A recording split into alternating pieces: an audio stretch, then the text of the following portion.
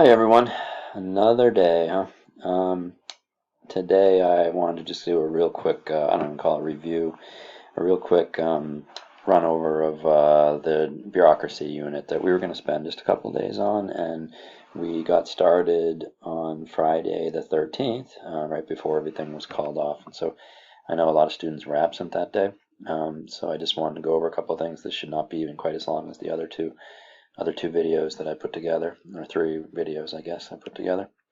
So I just want to go back and forth between some slides here and maybe some websites. Bureaucracy. Bureaucracy should not be a big part of the AP exam. It's just something that you probably should just know something little about here.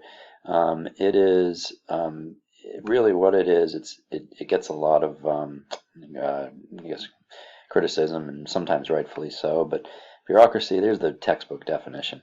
Bureaucracy is, though, just located inside the executive branch, and it actually makes the executive branch the largest of all of the branches, with thousands and thousands, hundreds of thousands of workers. And so, in terms of what it does, it basically does the job of the executive branch, at least in part. So, we think of the legislative branch being the branch that makes laws, and the judicial branch interprets laws. Well, the executive branch enforces laws, and so a lot of what they do is enforcing laws. Um, we'll go over some of those examples here in a few minutes. But so as more laws are passed, you sometimes need more agencies to enforce those laws, and so government continues to grow, and that has led to it being a battleground where it's often criticized. We'll get back to that in just a second. Just real quick definitions. Well, the spoils system is the idea that to the victor go the spoils, and so a president wins, he gets to appoint friends and supporters, etc., to jobs in the executive branch, and these would be to government agencies or ambassadors or things like that. I'll skip over why it needed to be reformed, but this does occasionally appear on the AP test. You should probably know this. This was in the reading over bureaucracy. The Pendleton Act made it so the positions that were going to be given out in bureaucracy, that many of them would have to be merit-based, and so it led to tests being administered to many of the people who will be looking to take these jobs. Not always the very top people in the department, but a lot of the lower level people have to pass tests and prove that they are deserving of the job. Now, so bureaucracy has had massive increases happen during the New Deal, the Great Society, times when a lot of laws are passed. It's going to create the demand for more agencies to enforce those laws. One of the problems you get, though, is when you say Reagan wants to downsize, Clinton wants to downsize, Trump wants to shrink the size of the government. So people are often quick to say, let's cut down the size of the government. You go down here, and over 3 million people work as civil servants. 90% are outside DC. Like there's Environmental Protection Agency branch right here in the Research Triangle. State and local governments employ another 15.5 million. So tons and tons and tons. I mean, look at that, almost 20 million, may even be closer to 20 million people now are considered to be bureaucrats. So you have all these jobs. And so when presidents come and say they want to shrink the government, they want to shrink the government, they want to shrink the government, okay, well, where do you cut? That is always and often the dilemma. And so you do run a risk sometimes when you cut down of where. And so just, some of you got this from the reading that nobody knows how many federal agencies there are out there. This one says 430, this says 257. You can go through, and there are other sites that will have different numbers for that. When you actually go to these agencies and you start to look at them, here are government agencies on USA.gov. And you start to go through these, and I don't know what a lot of them do. I mean, you can kind of guess a lot based on the names, and you could go through and you would be familiar with some of these.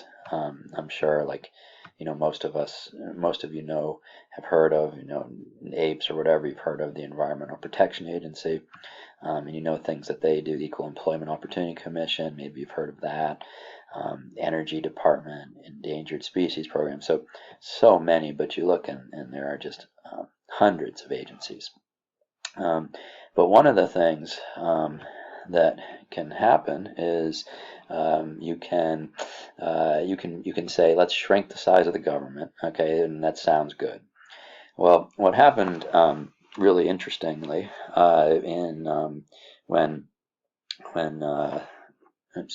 when Mitt Romney was running for office against Obama, he continually said, let's shrink the government, let's shrink the government. And so they kept asking him, where are you going to cut, where are you going to cut? And he wouldn't answer. And so at one point in debate, he said, I will shrink the size of public broadcasting, PBS. He said it was wasteful to spend money on that government agency. And so very quickly afterwards, let's see what pops up here.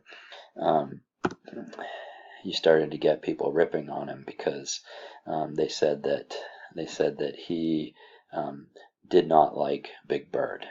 You can go through and find some pretty funny pictures here.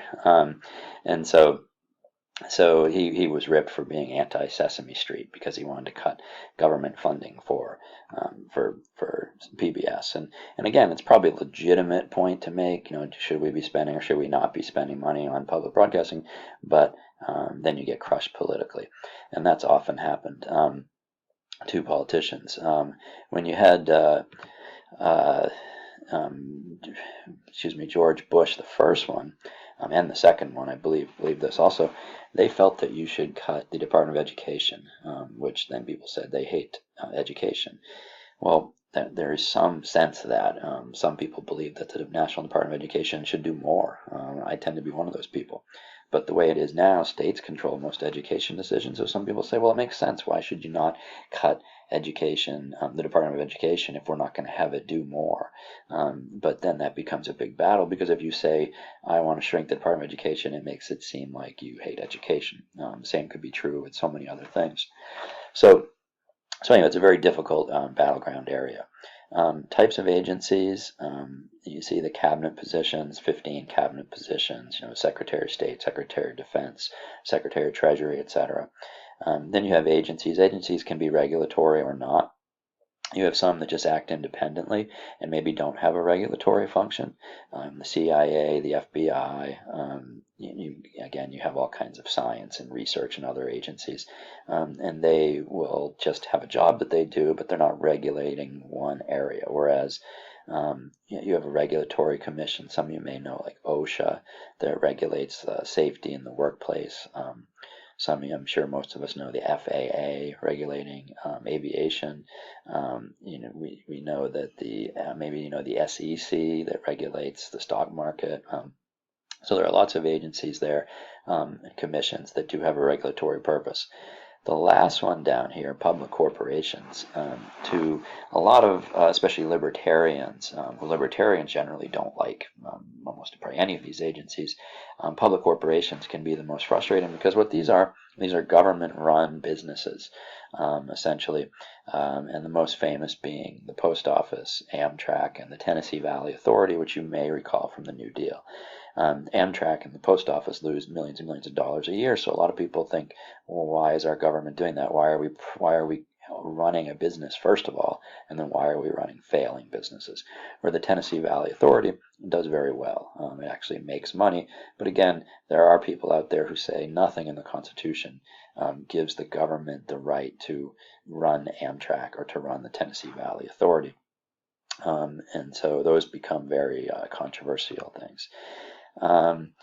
And I think I'll probably skip over at least the FBI and NASA. The Administrative Procedures Act just says basically if there's a new rule, it's not up to the agency, not up to the company that may have to follow that rule to know the rule. It's up to the U.S. government to inform the company of new rules to try to keep them up to date. And then I have just a few pictures there. NASA and FBI gained a lot of prestige with their most wanted list. As they took off people from the most wanted list, it made them more popular, and they would post this list in post offices and stuff in different places like that. NASA has been very popular at times and unpopular other times, especially unpopular after disasters, and popular when they go to the moon or make it to space the first time or whatever that might be. Just the last slide here. The regulation does become controversial because it can hinder businesses, and so at different times people will push for deregulation, and deregulation maybe will help cut down the costs on businesses, but it can also lead to economic disasters or banking things in the future as maybe banks start to give out loans to way too many people who shouldn't be getting those loans. That's happened a couple times. Some, especially conservatives, would like to move towards privatization and would be basically taking government responsibilities right now and turning them over to private companies and just paying them money because they may be able to do it at a cheaper price. So right now the town of Cary picks up our trash. To a lot of people from other places who moved in here, that's different because a lot of places like in the Northeast where I'm from, you hire out a private company and the government will basically let companies bid for it. And if the town of Cary, I have no idea what they spend, if they were going to spend $20 million a year to pick up trash, they would say, are there any companies out there who can do it for less? And if two companies offer a bid and the town of Cary gives it out to one and they pay $18 million, then the thinking would be that the town of Cary has saved money and then taken a job off their hands and put it on somebody else. So some people think you should go to that. I'm not sure, what areas that could work or wouldn't work or whatever. In terms of slides to go through and notes, and I think it would be a good idea to maybe review some of the agencies as you prepare for the AP test. But this would not be a big part of the chapter of the test. I showed you this in class on Friday. I know this. I'm not going to go over this whole story again. But remember, we looked at that. One of the jobs my brother had as a bureaucrat, and so that was just kind of interesting. What we talked about maybe wasteful job or maybe not a wasteful job. I know it's not something that most of us here would totally understand, but we have many examples. Like I said, you could be a bureaucrat locally if you work at Bond Park. If you monitor traffic cameras, like one of the parents of a Green Hope senior does. There's so many jobs out there you could do besides maybe being a EPA worker or something like that. So anyway, it ended up being a little bit longer video than I thought I would. Always happens. You guys kind of know that by now, probably with me.